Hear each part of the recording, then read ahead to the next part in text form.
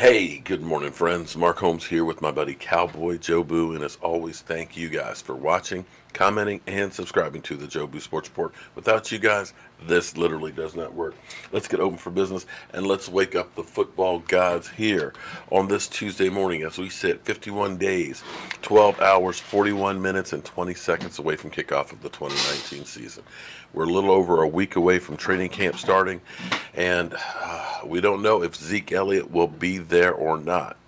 Now, from what we're told, Zeke Elliott and the Dallas Cowboys have been talking for about the last month. According to Mike Fisher, I'm not sure if this is right or not, but according to him, there's part of in the rules that Zeke Elliott would lose in a cured season if he does not show up for Cowboys work 30 days before the start of the NFL season. So if that is in fact true, that means if he is not on the practice field by August 8th, then the Cowboys will own his right for another year. Now, you don't want this to get to be ugly like a situation like Le'Veon Bell. We know what happened with that whole situation. He ended up holding out for a year. In the end, he goes from Pittsburgh to the Jets, and he doesn't make the amount of money that he wants. So I'm not going to say that that situation worked. But it just got ugly. It became a distraction, much like the investigation was and the suspension of Zeke Elliott. Now, for me, one way you look at this is, in my mind, a lot of people will say, you know what, you got him for this year on the cheap, $3.8 million. You got him next year for the $9 million. Franchise tag him then the next year, and then that way you let him walk. Well, here's the thing, the way I look at it. Because you have the situation with Todd Gurley. Todd Gurley, they signed him to a big deal and everything, and now he's actually got arthritis in the knees. You don't know how much production you will get from him. And that's the risk with any player. Every player is one player away from being retired. Let's be honest here. Alex Smith just got the outside stabilizer taken off of his leg 8 months after the injury, and I don't believe he'll ever play again. So it's always a risk. But to me, in my mind, running back is that position that does not have a lot of longevity. And for me, it would behoove you to put like a 2-year extension onto Zeke Elliott's contract. Because then, here's the thing, then you're not committing for way down the field. To me, that's why it makes more sense to do the deal now than later on. And if you end up structuring it in a way like you did with DeMarcus Lawrence, where basically after 3 years you get it out with no pain, then you're in better shape. And to have your running back going through and being happy going to season, to me, is great. Now, I'm going to go ahead and look at this a little bit differently because we have the talking heads out there, we have fans and everything else that'll say the Dallas Cowboys can't win without Zeke Elliott. Dak Prescott is nothing without Zeke. Well, before I get to that, let's go to Shane Slater here as we talk about my quarterback.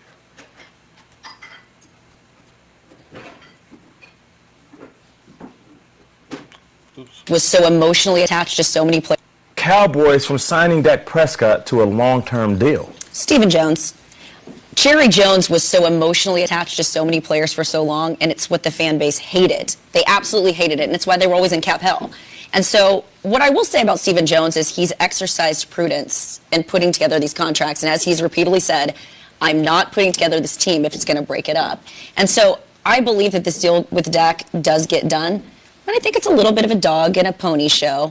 And then I think they're still working through this deal with Amari Cooper. I believe those are the two front runners, and then Ezekiel Elliott gets taken afterwards. But for anyone worrying that there's going to be a holdout, that's not who Dak is. This is a team he grew up with. This is the Cowboys believe in him, the way that he was able to step in for Tony Romo, the way he's galvanized that locker room. I think right now it's semantics, but I think the deal 1,000% gets done. I would be shocked if it's not done by the end of the summer. Well, Brad. Okay, so here's the deal to me. I'm actually going to take a different approach and a different opinion than what most people say. Because a lot of people say, listen, you have to have Zeke Elliott to win. Without Zeke, Dak is nothing. And I agree, we need Zeke Elliott to win. Don't get me wrong. Don't get it twisted, because he is an important cog to the puzzle. But after the suspension, I want you to think about this. Everybody that says that the Cowboys and Dak can only win with Zeke Elliott, understand, after he returned from the suspension, we were 4-6 until we got Amari Cooper. Let me say that one more time, because people don't seem to understand this. Because we get in our heads, because the talking heads will tell you that, oh, a team only wins because of the quarterback. If you got a great quarterback, he elevates the play of the team and the team wins. And that's bullcrap. Because Aaron Rodgers, everybody says, is the best quarterback in football, but did they make the playoffs last year? Did they have a winning record? Clearly, it's more than just that. But with Zeke Elliott, we were 4-6 until we got Amari Cooper. And here's another way you look at it as well. Another misconception is when we think about 2015, if you say it's just about the running game, I want you to understand that in 2015, if you compare our running statistics to 2015 to what we did last year with Zeke Elliott, we only had about 40 yards more rushing this year with Zeke. And we were 4-15, winning only one game without Tony Romo. So it's beyond just having a great running attack. It's beyond having just a quarterback. But understand, we got Amari Cooper with Dak, with Zeke. We go 7-2. It is my analogy that you need all three. This whole argument of which one do you let walk, you can't let any of them walk. You have to be a triple threat.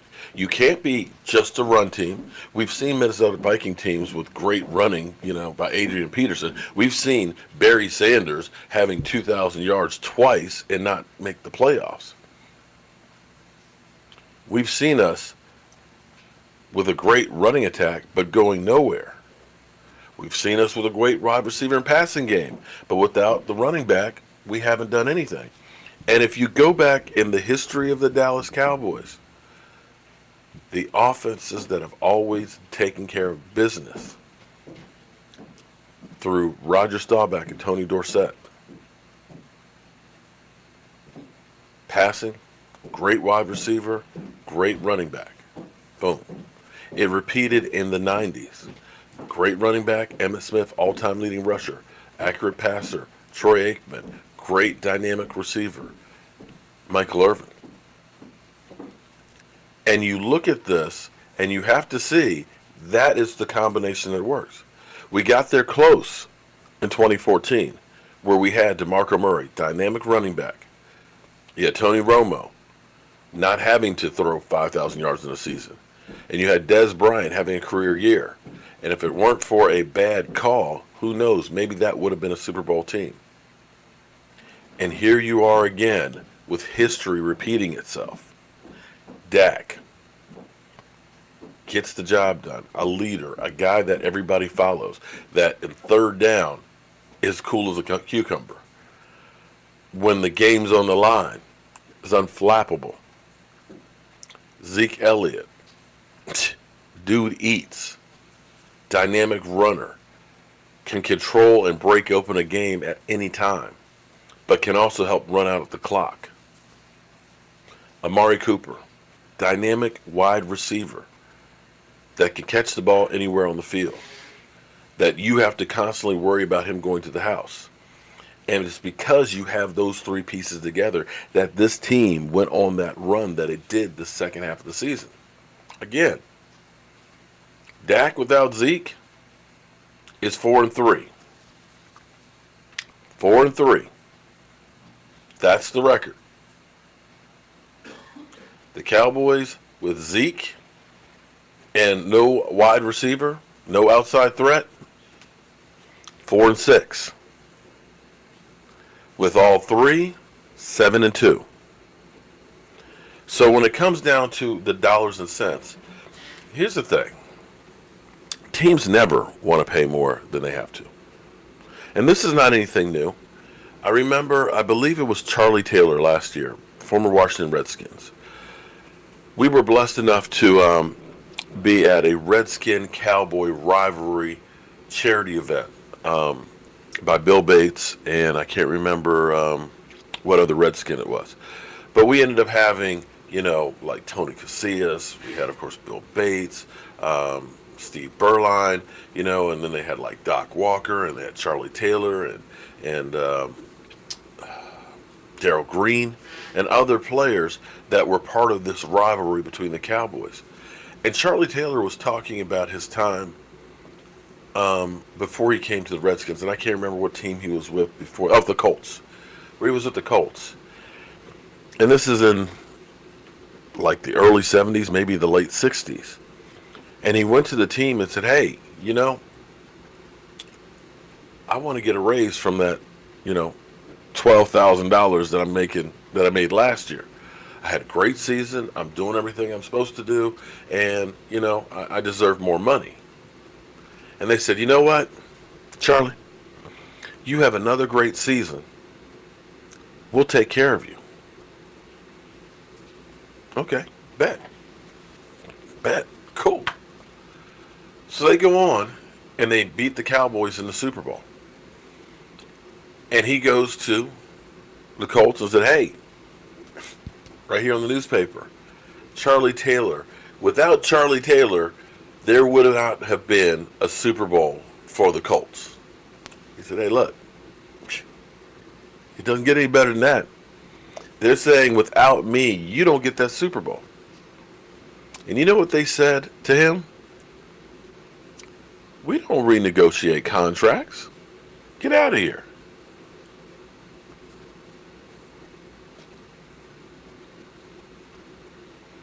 And when his contract was up, he left and he went on to the Washington Redskins and ended up finishing off his career there.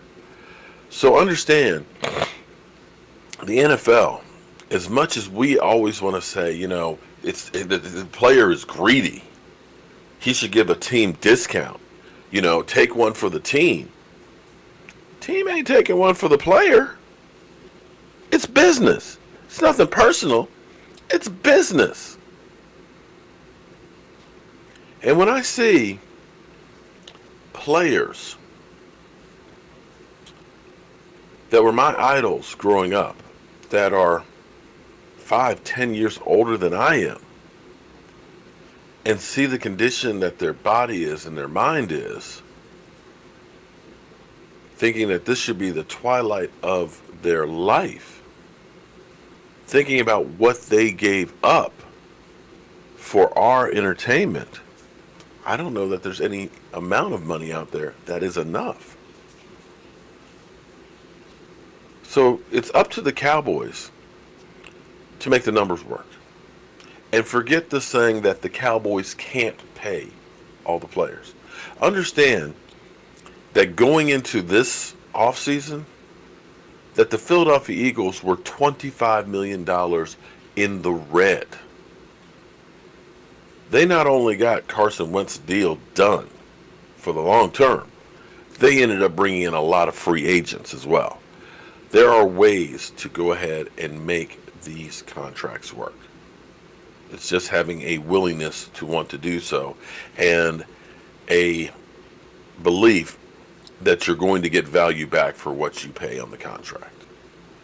And it would behoove all of the above to get these deals done so it's not a distraction for the team.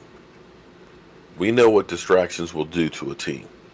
When we have everybody talking about, what do you think about Zeke? What do you think about the contract? You know what I want them to be talking about? The team's ass that they're about to kick. That's all I want to focus on. The team that's coming up this week. And that's where the Cowboys need to get these things done. I'm Mark Holmes, and I want to thank everybody for coming in last night on our live stream. I went off a little bit. I apologize if I got a little indignant. But you know what? I'm getting sick and tired of all of the BS hate that goes on when it comes to my Cowboys. And I'm just not going to take it anymore. I'll see you guys soon.